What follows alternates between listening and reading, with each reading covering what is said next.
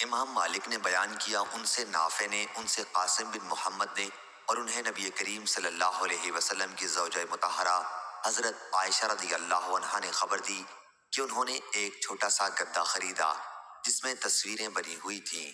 جب آن حضرت صلی اللہ علیہ وسلم نے اسے دیکھا تو دروازے پر کھڑے ہو گئے اور اندر نہیں آئے۔ میں نے آن حضرت صلی اللہ علیہ وسلم کے چہرے پر خفگی کے آثار دیکھ لیے اور عرض کیا، یا رسول اللہ صلی اللہ علیہ وسلم، میں اللہ اور اس کے رسول سے توبہ کرتی ہوں، میں نے کیا غلطی کی ہے؟ آن حضرت صلی اللہ علیہ وسلم نے فرمایا کہ یہ گدا یہاں کیسے آیا؟ بیان کیا کہ میں نے عرض کیا، میں نے ہی سے خریدا ہے تاکہ آپ اس پر بیٹھیں اور اس پر ٹیک لگائیں۔ آن حضرت صلی اللہ علیہ وسلم نے فرمایا کہ ان تصویروں کے بنانے والوں کو قیامت کے دن عذاب دیا جائے گا اور ان سے کہا جائے گا جو تم نے تصویر سازی کی ہے اسے زندہ بھی کرو۔ اور آن حضرت صلی اللہ علیہ وسلم نے فرمایا کہ جن گھروں میں تصویریں ہوتی ہیں ان میں رحمت کے فرشتے نہیں آتے۔ صحیح بخاری حدیث نمبر 5181۔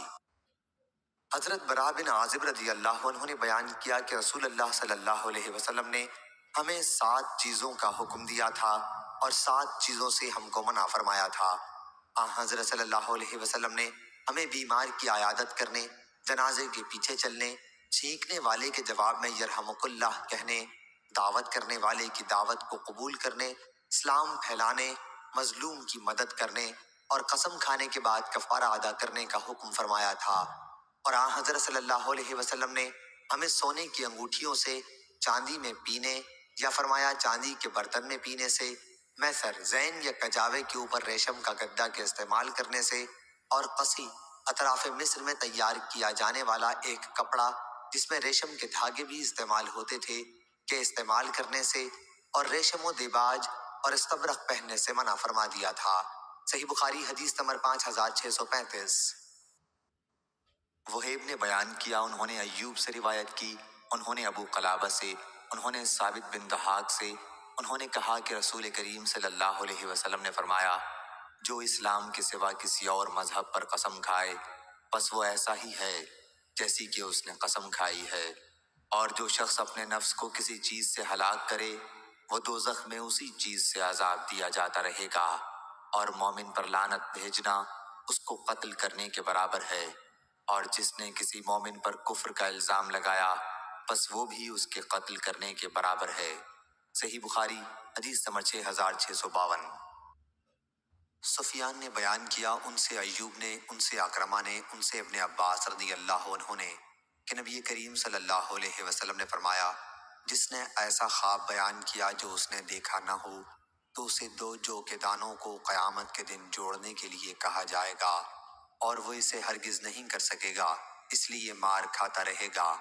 اور جو شخص دوسرے لوگوں کی بات سننے کے لیے کان لگائے جو اسے پسند نہیں کرتے یا اس سے بھاگتے ہیں تو قیامت کے دن اس کے کانوں میں سیسا پگھلا کر ڈالا جائے گا، اور جو کوئی تصویر بنائے گا اسے عذاب دیا جائے گا اور اس پر زور دیا جائے گا کہ اس میں روح بھی ڈالے جو وہ نہیں کر سکے گا۔ اور سفیان نے کہا کہ ہم سے ایوب نے یہ حدیث موصولاً بیان کی، اور قتیبہ بن سعید نے بیان کیا، ہم سے ابو عوانہ نے، ان سے قتادہ نے، ان سے اکرمہ نے، اور ان سے ابو ہریرہ رضی اللہ عنہ نے کہ جو اپنے خواب کے سلسلے میں جھوٹ بولے۔ اور شعبہ نے کہا، ان سے ابو ہاشم رومانی نے، انہوں نے اکرمہ سے سنا، اور ان سے ابو ہریرہ رضی اللہ عنہ نے کا قول موقوفاً، جو شخص مورت بنائے، جو شخص جھوٹا خواب بیان کرے، جو شخص کان لگا کر دوسروں کی باتیں سنے۔ صحیح بخاری حدیث نمبر 7042۔ حضرت ابو سعید خدری رضی اللہ عنہ نے بیان کیا کہ کچھ صحابہ رضی اللہ عنہم نے رسول کریم صلی اللہ علیہ وسلم کے زمانے میں آپ صلی اللہ علیہ وسلم سے پوچھا، یا رسول اللہ، کیا قیامت کے دن ہم اپنے رب کو دیکھ سکیں گے؟ آپ نے فرمایا کہ ہاں۔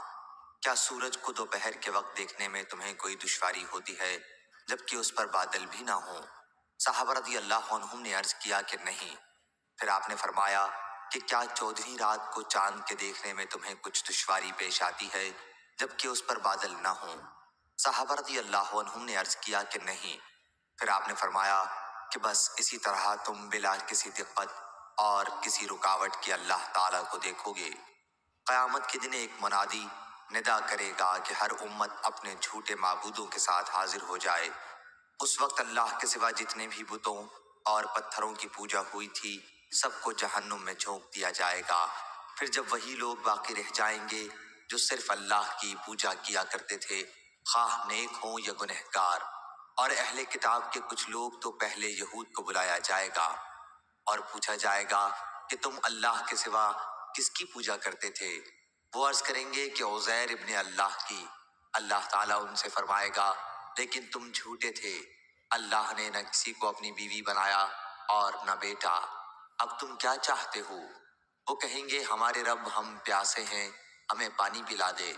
انہیں اشارہ کیا جائے گا کہ کیا ادھر نہیں چلتے؟ چنانچہ سب کو جہنم کی طرف لے جایا جائے گا۔ وہاں چمکتی ریت پانی کی طرح نظر آئے گی، باز باز کے ٹکڑے کیے دے رہی ہوگی۔ پھر سب کو آگ میں ڈال دیا جائے گا۔ پھر نصارہ کو بلایا جائے گا اور ان سے پوچھا جائے گا کہ تم کس کی عبادت کیا کرتے تھے؟ وہ کہیں گے کہ ہم مسیح ابن اللہ کی عبادت کرتے تھے۔ ان سے بھی کہا جائے گا کہ تم جھوٹے تھے، اللہ نے کسی کو بیوی اور بیٹا نہیں بنایا۔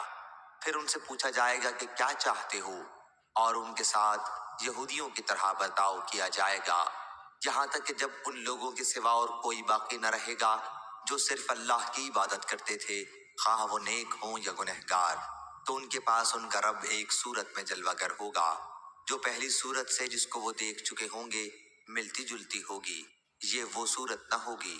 اب ان سے کہا جائے گا اب تمہیں کس کا انتظار ہے؟ ہر امت اپنے معبودوں کو ساتھ لے کر جا چکی۔